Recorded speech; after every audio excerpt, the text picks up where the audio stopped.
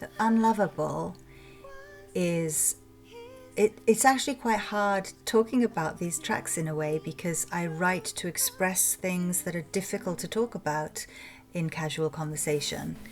And here I am trying to have a casual conversation about them. I try to be brutally honest with myself in life. And so sometimes these tracks can also sound a bit raw and, I don't know, brutal emotionally. But what's the point of being any other way? So Unlovable is about feeling that way, obviously, and about the different ways and the different things that trigger you to feel that way, seemingly contradicting circumstances. So for example, the first verse is about being rejected and how that can make you feel unlovable. And the second verse is about someone wanting you, but feeling of not feeling good enough and fearing you'll disappoint them in some way, that in some way you're fundamentally unlovable. So I've done a lot of work on myself feeling this way. I have an awareness of what makes me feel that way, but it doesn't mean you can always transcend it, does it? So we all try to disidentify from those really deep narratives that inform our lives, but it's a lifetime's journey, and just keep trying, keep breathing. Keep breathing is a phrase that happens at the end of the track, actually, as well as I try to find my peace of mind, which is what so many of us are trying to do these days.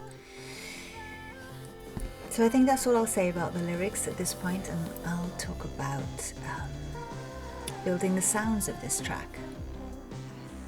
So the verse is very bare in Unlovable, and I loved then building the tension to the chorus, up to the chorus, because it's a big, swirling, beautiful chorus. I think so. And I love the contrast between the beauty of the sounds and the starkness of the rawness of what's being sung about.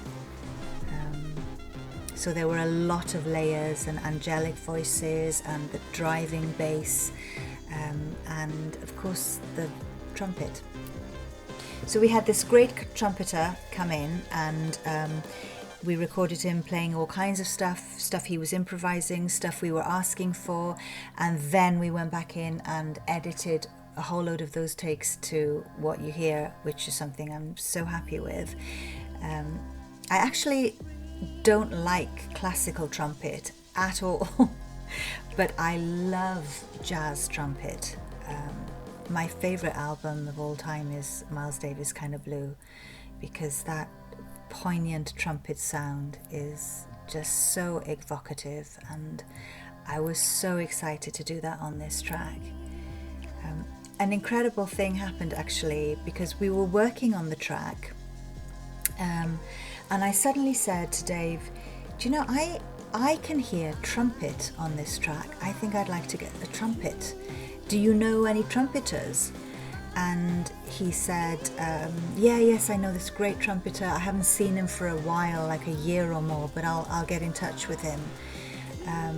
So I said, yeah, do that, because I can hear trumpet on this track. And then I kid you not, it sounds like I'm lying. I swear I'm not. 5 minutes later, that trumpeter texted Dave and just said, hey, how you doing? Haven't seen you for a while. What are you up to? And we just looked at each other and we just said, okay, the universe is telling us, yes, you need to put trumpet on this track.